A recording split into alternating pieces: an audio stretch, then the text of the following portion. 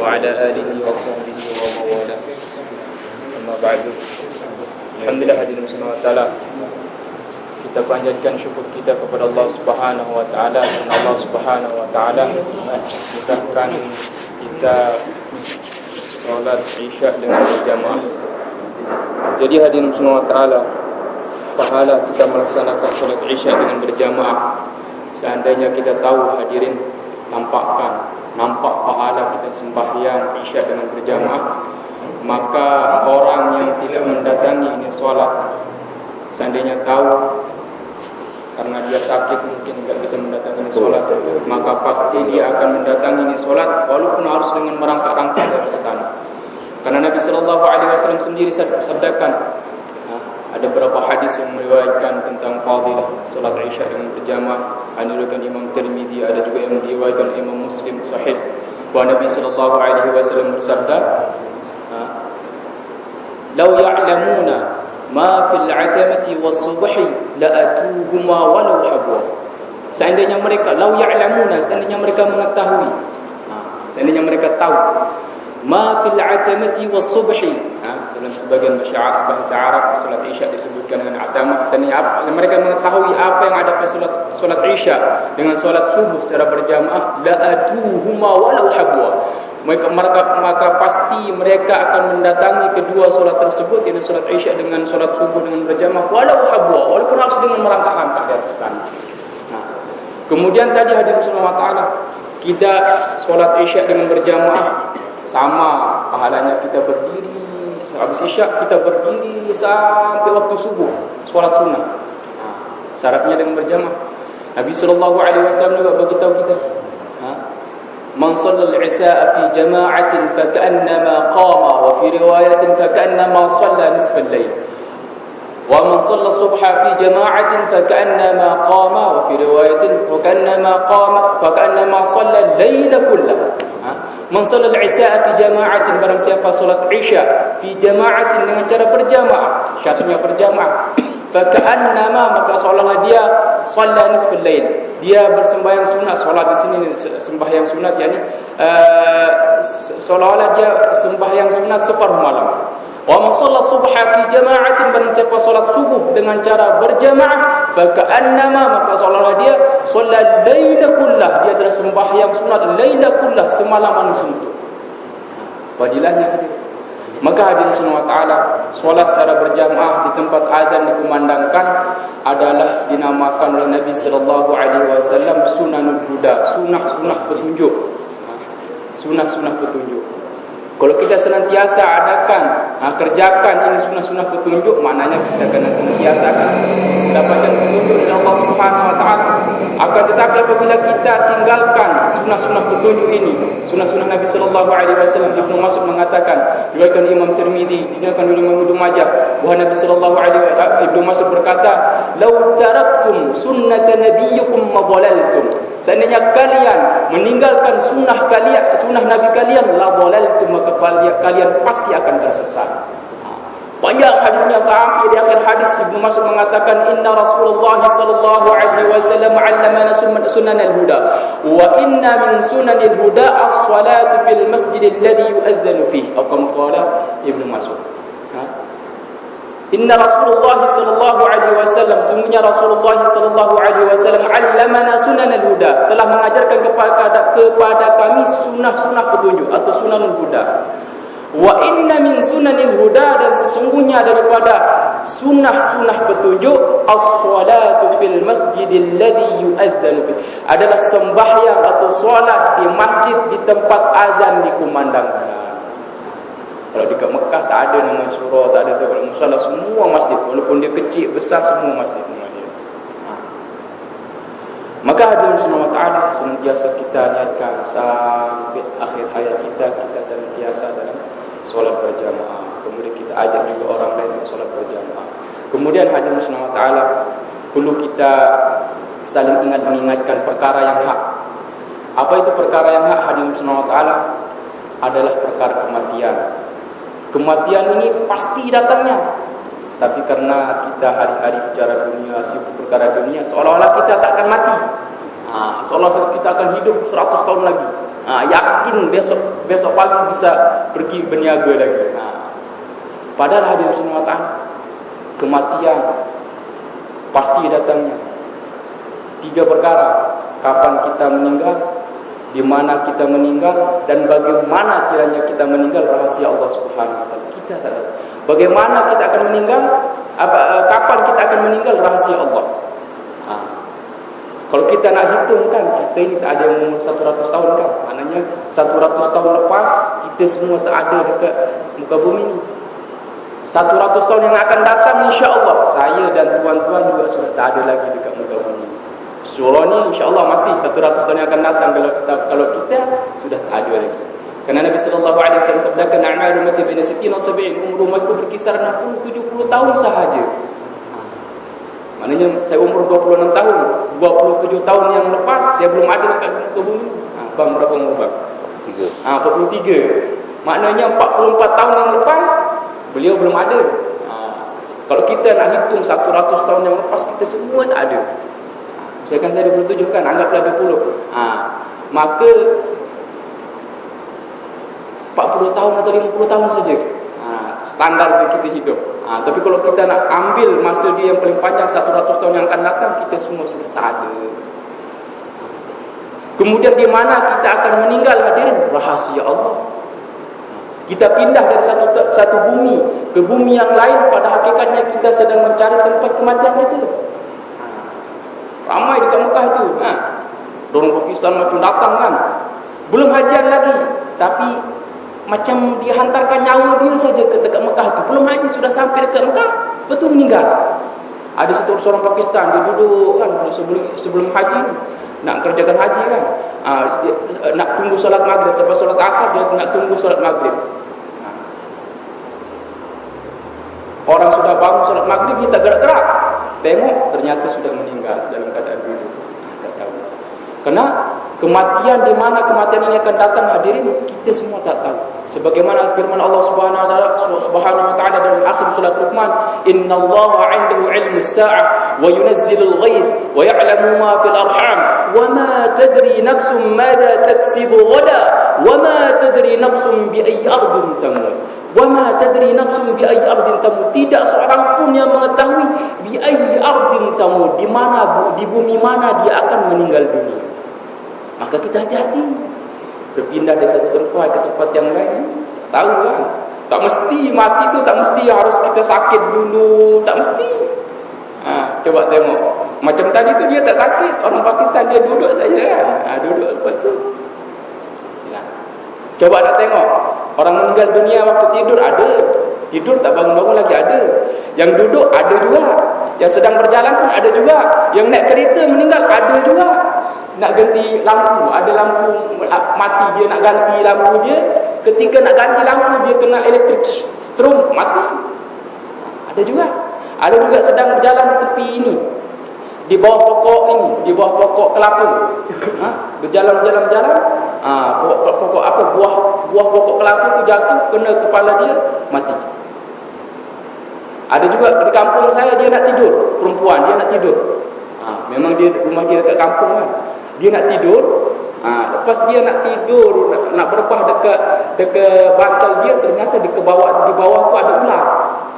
Nak tidur langsung tak meninggal.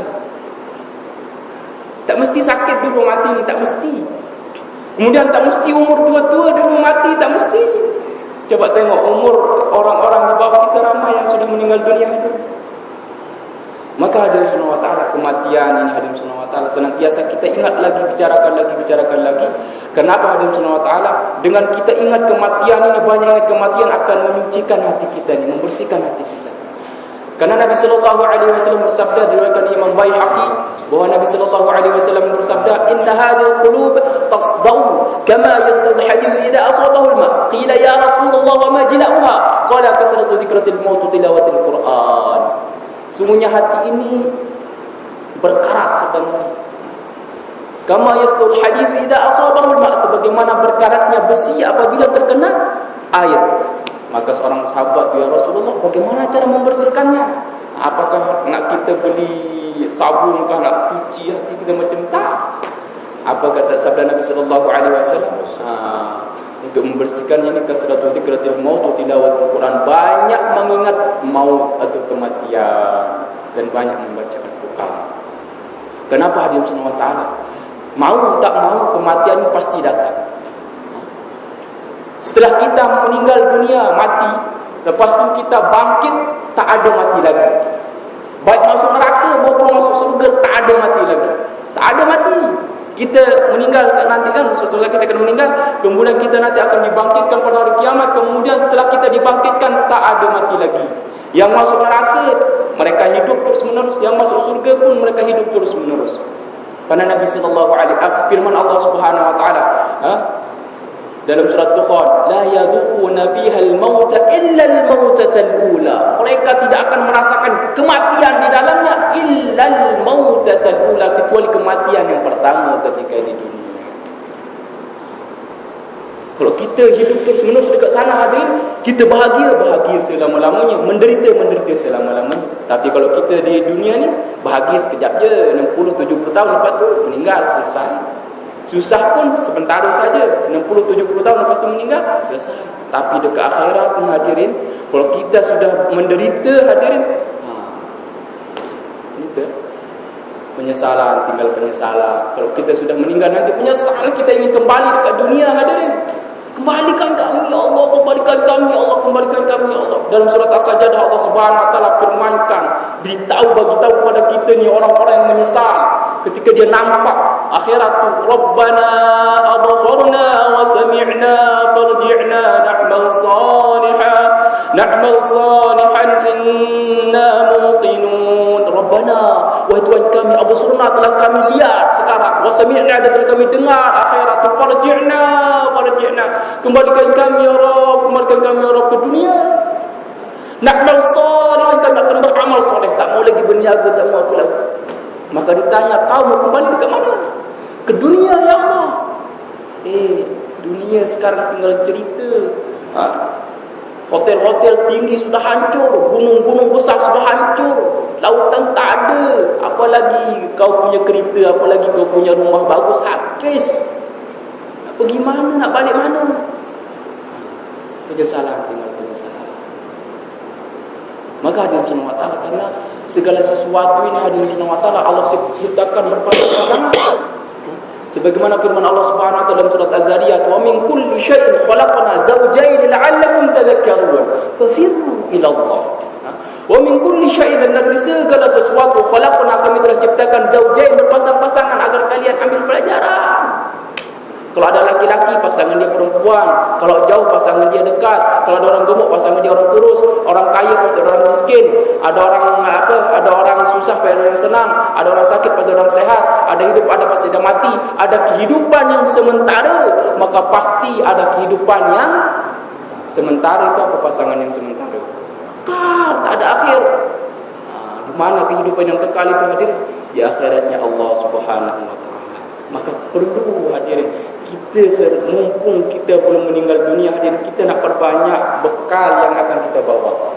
Adapun bekal yang akan kita tinggalkan, bolehlah cari berniaga sekejap saja, asalkan terpenuhi keperluan saja, tapi jangan sampai berlebihan. Tapi dengan amal soleh inilah hadirin subhanahu wa ta'ala yang akan tolong kita, selamatkan kita. Nah hadirin subhanahu wa ta'ala, ini yang banyak dilupakan oleh umat sekarang. Islam sibuk berniaga, sibuk sampai sembahyang tak dijaga kan. Islam juga agama mereka, tapi solat tak dikerjakan, insya-Allah. Kadang solat isyak dengan maghrib saja, zuhur asar tak tahu bagaimana kan, insya-Allah. Maka kita perlu risau hadirin, kerana kita ini umat akhir zaman, tak ada nabi lagi. Nabi sallallahu alaihi wasallam nabi terakhir. Selepas Nabi Muhammad sallallahu alaihi wasallam tak ada nabi lagi. Walaupun bagaimana rusaknya ini umat hadirin, Allah tak akan menghantarkan lagi nabi. Karena Allah Subhanahu wa taala firmankan, sebenarnya ada yang ngaku sekarang nabi, boleh dibunuh, halal darah dia dibunuh, ijma' para ulama, karena bertentangan dalam Al-Quran. Karena Allah Subhanahu wa taala firmankan dalam Al-Quran, "Maka Muhammadun aba ahadin min rijalikum walakin Rasulullah ya khataban nabiyyin." Di dalam Muhammad sallallahu alaihi wasallam itu adalah bapa seorang di antara kalian, di lain dia adalah Rasulullah wa khataman nabiyyin, dia ada penutup segala nabi. Maka kerja ini hadirin sekalian kita mengajak ini kerja yang sangat mulia hadirin. Kerja yang sangat agung yang dulu dikerjakan oleh para sahabat, para nabi, mengajak terus hadirin. Maka hadirin sekalian, itulah tujuan kami datang ke syura tuan-tuan di sini, nak menghidupkan lagi sunnah Nabi sallallahu alaihi wasallam, banyak ditinggalkan, tinggalkan mengajakkan. Macam kalau kita tinggalkan mengajak ini hadirin semua dakwahnya hadirin semua taala, jangan sampai terjadi macam di tempat saya Kalimantan Selatan, Banjarmasin, ada di ujung sekali hadirin ada satu kampung masuk Kristian. Satu kampung, bukan 1-2 orang, satu kampung masuk murtad kepada Islam. Kenapa? Tak ada yang dakwah. Tak ada yang datang kepada mereka. Mereka tinggalkan solat pun tak ada yang ajak mereka. Akhirnya datang orang Nasrani, dia bagi duit, yang anak muda dia disekolahkan ke Australia, dia juga sekolahkan ke Jakarta. Apa tu? Syarat kalau kau mau duit ni, kerana sebab mereka orang miskin kan. Kalau kau mau duit ni, kau mesti masuk ke agama saya. Akhirnya masuk satu kampung masuk Islam, masuk Kristen tadi. Salah siapa dia? Salah kita lah, kerana kita tak dakwah. Kalau kita juga tak dakwah hadirin macam ni, kita tak tahulah nanti anak cucu kita macam mana kalau kita nak tak ajak, tak dakwah ni. Kalau kerana Allah Taala tadi kita pusing-pusingkan, dakwah ni besar hadirin, pahala dia. Datang saja hadirin kita berjalan nak datangi saudara kita yang muslim, pahala dia besar, didoakan 70,000 malaikat hadirin. Nabi sallallahu alaihi wasallam sabdakan diriwayatkan Imam Tirmizi, "Ma min muslimin ya'udu musliman ghadiyan illa shalla alaihi 70,000 malakin hatta yumsiya wa in 'atahu 'ashiyatan shalla alaihi 70,000 malakin hatta yusbiha." Ma min muslimin, tidak seorang muslim ya'udu musliman, mendatangi muslim yang lainnya. Kami orang muslim kan, kami datang tadi orang-orang muslim kami datangi. Mendatangi semata-mata kerana Allah, bukan kami nak minta uang apa tak ada. Pada waktu pagi, illa shalla alaihi 70,000 malakin, kecuali berselawat atau mendoakan kepadanya 70,000 malakin, 70,000 malaikat akan mendoakan sampai waktu sore.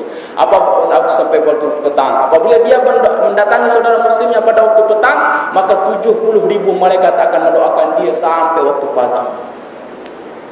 Banyak sekali hadirin. Kemudian nanti salah satu dari 7 golongan yang dapat naungan pada padang mahsyar, yakni orang yang bertemu dan berpisah semata-mata karena Allah.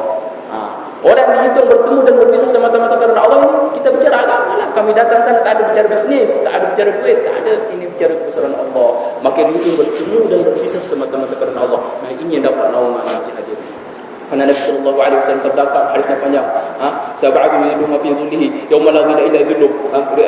7 golongan yang akan dinaungi pada hari kiamat, yang pada hari itu tidak yauma la dhilla illa dhilluh, tidak, kepada hari itu tidak ada naungan kecuali naungan Allah Subhanahu wa taala. Salah satunya ni rajulan tahaba fillah ijtama'a ala dzalika wa tafarraqa alaihi. Dua laki-laki yang saling mencintai semata-mata karena Allah, ijtama'a ala dzalika wa tafarraqa alaihi, bertemu dan berpisah semata-mata karena Allah.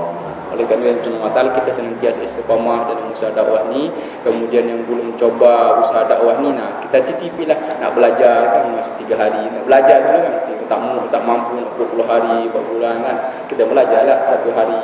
Tak mampu 1 hari, tak mampu 3 hari, tak mampu 1 hari, tak mampu 3 hari, 2 hari, tak mampu 2 hari, 1 hari, tak mampu 1 hari, setengah hari tak apa.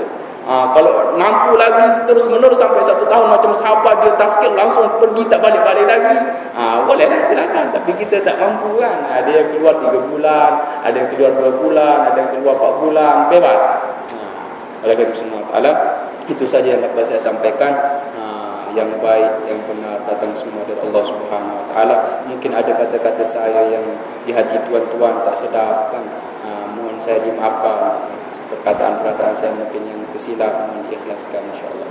Untuk kesempurnaan majlis, kita tutup dengan doa kepada majlis. Subhanallah wa bihamdihi,